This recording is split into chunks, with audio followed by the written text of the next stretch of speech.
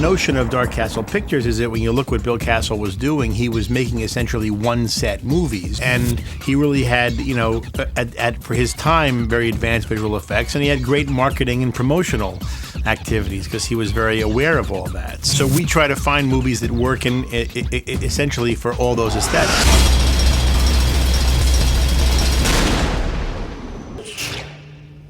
This film is based on a 1960s 3D film when you actually had to wear glasses. Bill Castle to the eye doctor one day, and they had that, it was new, that kind of goofy thing that you put on where they kept turning the lenses, and he said, wow, what if you could see ghosts through those things, So that's where the idea came from. You only could see the ghosts if you wore special glasses, and of course Bill Castle took that, to its logical, or illogical extension, and he actually had three-dimensional glasses in the theater. The audience would wear 3D glasses to see the spirits. They're there. This thing just stirs them up. That's the best kind of ghost story.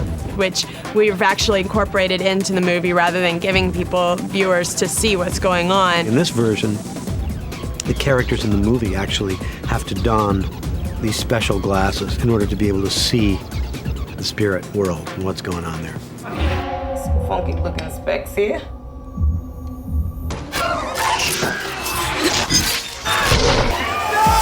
William Castle was a very interesting filmmaker for the simple sake that he was always into some gimmick to bring people into the theater. He wanted to bring a little bit of that fun back into this film too. So our cast members do don the glasses when they're supposed to look for the ghosts. What we wanted to change is, of course, we wanted to contemporize the story. We wanted to bring a little bit more of the current editing styles, so it does become a far more dimensional experience. Think about what you're saying. There's no such thing as ghosts.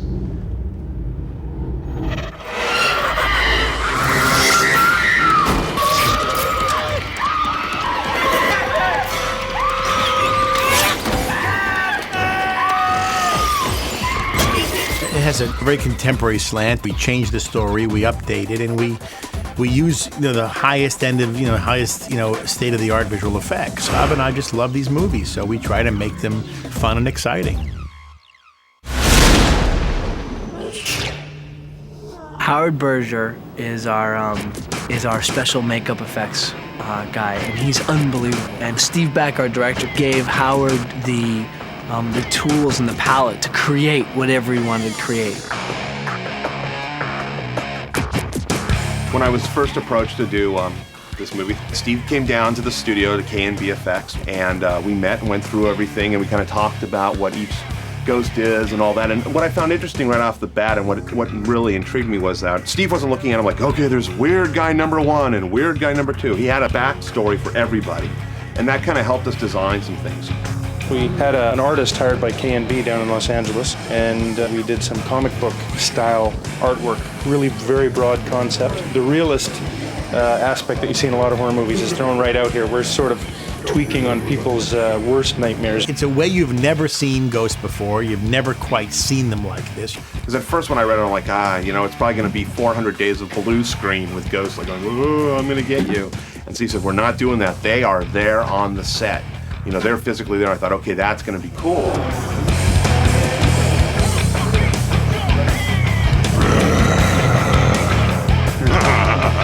So based on that, Steve really liked that stuff, and then he took it and did some design work, some maquettes, and what maquettes are, they're little clay sculptures that represent what the character could look like, so that the director can look at them from all angles. Some of the makeups allowed us to play a little bit and actually design on the set. Do some makeups, march the actor in, have the director look at them. We roll some footage, have a look at them on camera in our dailies, decide what we liked and what we didn't like, and redesign as we went. So we went ahead and did that, and Steve signed off on all of them. It's like, yeah, this is great, this is great, this is great. And from there, did some color tests, painting up the heads and all that stuff. As you can see, I'm just adding detail with an airbrush to texturize it. You can see all this little dotting technique we have, and then we also highlight the structure, the shadow, and the highlight of the makeup. You can see I'm finding all the three-dimensional structure and just trying to highlight a little bit. Breaker came in, I think we started John about 4 o'clock this morning. It's a pretty intense process to take one of these actors and turn them into a monster. John's makeup is about 3 hours, I'd say, total, 3.5. So it ranges. We have makeups that, like I said, can take an hour, and then we have a makeup that takes like 4 hours. I think I'm the longest. It takes 4 to 5 hours to do my makeup because I have scars everywhere. I've slashed myself with a knife. So far I've done a bathroom scene with Shannon Elizabeth where she's come in the bathroom but she doesn't know I'm there.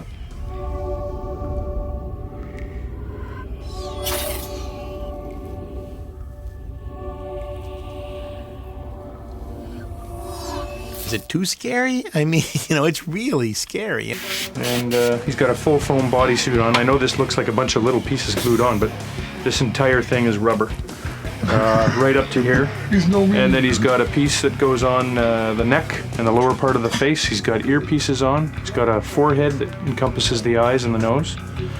An upper lip piece, a chin piece that encompasses the chin, and then he's also got hands that glue on separate and blend off onto the bodysuit. The more you do one character, the quicker you get.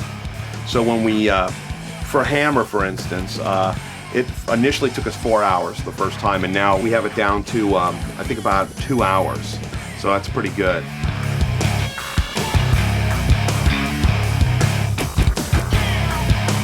We bloody him up and we sweat him all down, and Steve wants everything really wet. He keeps going, juicy, make it juicy.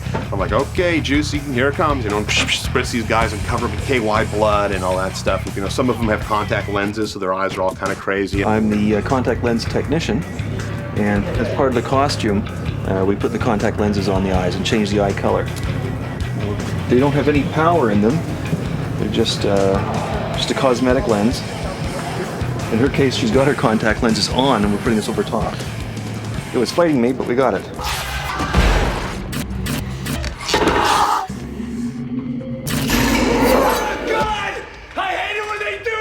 Something Steve always said, it's gotta be scary, and it's gotta be scary, it cannot be funny. And it's real hard because there's very little that scare people. What we're doing what's called a float off in the business. Essentially, the area that's glued onto the face, all of those prosthetics are disposable, fully disposable. They get thrown away in the garbage and then we use a new pair tomorrow.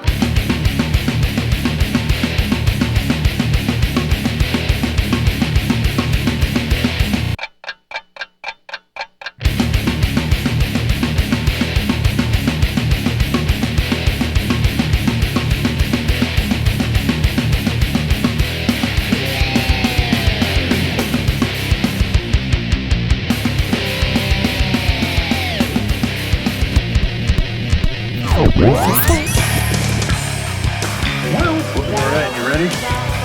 We go for the rest of this? Get in there, now we take the rest of the face off.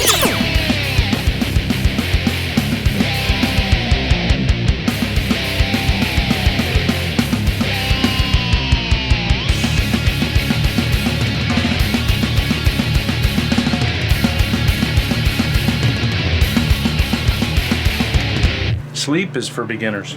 He was here at 4, I was here at 3:30. Yep. When do you think you'll finish your day here, Charles? Oh, I'm gonna guess another 20 minutes. Thanks for coming, bye-bye. The idea in this movie was to not have a conventional haunted house, an old house with dark corridors. The house is all glass. It is completely, you can see through every wall of the house. I've always liked houses partly in construction. We don't have walls and things like that, and I incorporated that into the design of this. So when you walk around the house, obviously you just see these pillars holding up the house, and you see right across to the other rooms.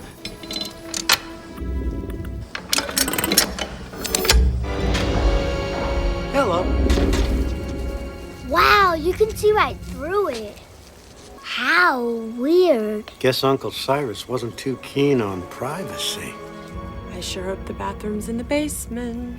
The feel of the film visually is really important to the audience. They get a whole character feeling for this house, which is moving and it's almost alive. If you, for example, went up a staircase, well, 2 minutes later, that staircase would not be there.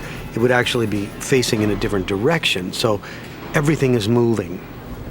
It's like a three-dimensional maze.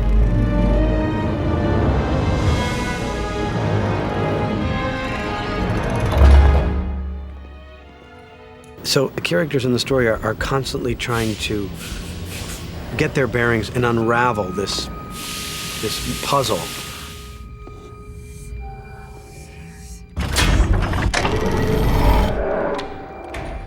And for an actor, by the end of the day, your brain is just kind of cooked.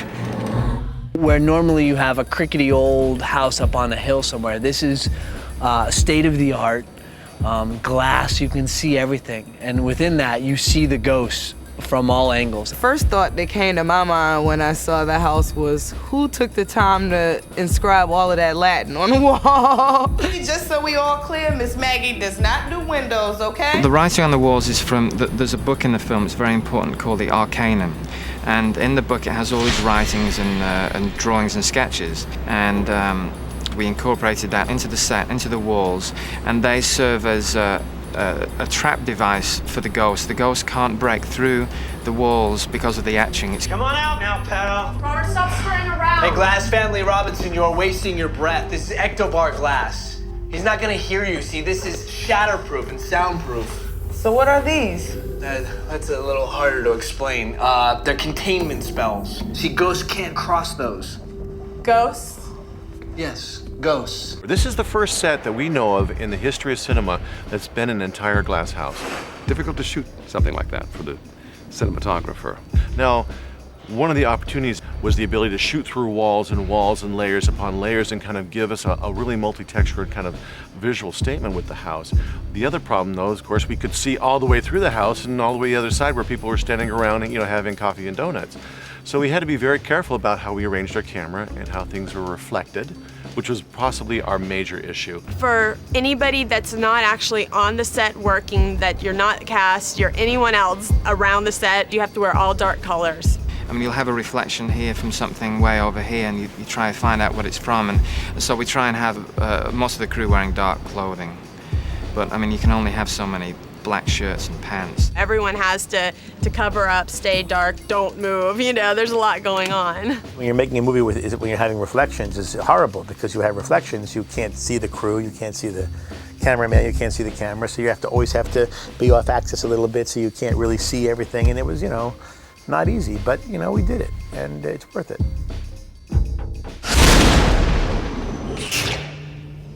Shooting the movie, as we say in The Matrix, it's the initial capture. It's the first image that you take, when you initially capture the image, then you add everything to it. Our visual effects aren't so much based on visually manipulating an image. They're more or less adding production value to things that are best gone through in a visual effects form. For example, this house is powered by an immense machine in the basement. You can never build that machine in reality. So we're having to go to computer graphics to construct it. My name is Michael Fink, and I'm the Senior Visual Effects Supervisor at Cinesite. In the case of 13 Ghosts, almost every shot was integrating a 3D element, three-dimensional element with a pre-photographed plate. When we're talking about 3D elements, we're talking about elements that can be seen from all sides, that can move in all directions. The 3D process involves creating a model. At the same time, shaders are developed that take the textures and apply them to the model. Then it gets animated and lit. After we've created the element, made sure the match move works, and the textures stick to the model and don't go anywhere else, and then the lighting matches, then it's up to the compositors, after all of those elements are rendered, to put the shot together. This is the background plate that was shot on location. As you can see, there's not much to it, just a little bit of moving doors. So what I would do after this gets scanned, I would bring this into the computer and color correct this as best as possible, and then send that to the 3D lighters so they have something really nice to match to 3D lighting wise. So then the 3D guys deliver the CG element. I would extract it off of this black frame and actually put it onto that background. Our 3D guys also went in and they built 3D glows so that the rings and all the little tiny rings and the lights at the top of the clockworks have this really nice glow. Even though we look at something as a unit, the machine, the clockworks, it's made up of many different parts. The door element was a live action piece that was shot on location as well, that I was responsible for extracting off this black piece of cloth. Our guys downstairs in the roto department will actually hand draw frame by frame shapes so we can extract something off an image and put it onto another image. And then we would come to the green screen and I would extract her off the green screen, making sure that I keep all the nice edge detail. Once I get all the elements together, I'll bring them in, I'll layer them in the correct order, maybe fine tune their edges a little bit more, put them all together for the final render. We would end up with a shot like this.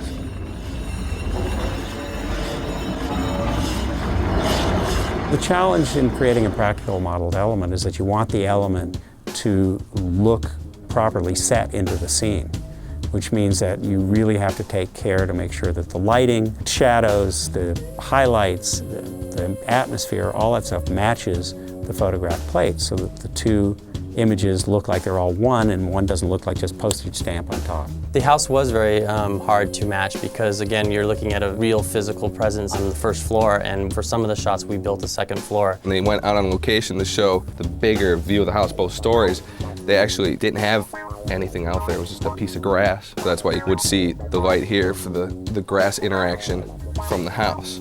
This is the actual 3D house, very complex, a lot of 3D tracking because the camera has a nice tilt on it. The matching of the CG part of the house to the live action part, in terms of matching lighting, is one trick, but to match its position so that as the camera moves, it doesn't slide against the house, the real part of the house, is a pretty difficult task. 3D trackers will do their track and then they'll pass that, what they call that camera, onto the lighter and the animators. So then they know what they're dealing with. Then the lighter will fully light the object using different lights, and then the animator had to move each and every one of these individual panels. Here's what we call a Z-depth matte. Now the purpose of the Z-depth matte is you can see how there's a dark red back here and a much more intense red here. This gives us flexibility to blur objects in the house or color objects in the house depending on the brightness of that red value. These are the 3D light fixtures. This is one of our mist layers that went over the house. A shot like this, from beginning to end, from like full development to the final, it probably took about a couple months. It's kind of mind-boggling. And that all leads to the final composite of this.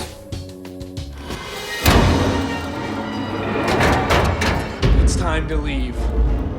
I'll take your word for it.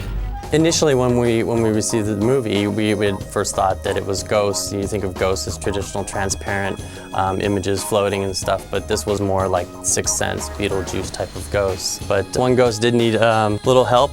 We received this film frame, and basically they had the stuntman wear a black head, so that allowed us to withhold information behind. And so what we did was cut out his head and replace it with a neck. This neck is 3D. It's fully CG here. We created the whole thing. It's very gross. We had several people that didn't even want to come close to working on that part, but I felt fine with it. The torso. We had little time and a huge amount of work to accomplish, and I think I'm pretty happy. I think we delivered to our audience something that they really want to see. It's a really fun, scary movie. It's a really incredible ride, and the music and the visual effects and the actors all help us get through it. And it's really, I'm really proud of it.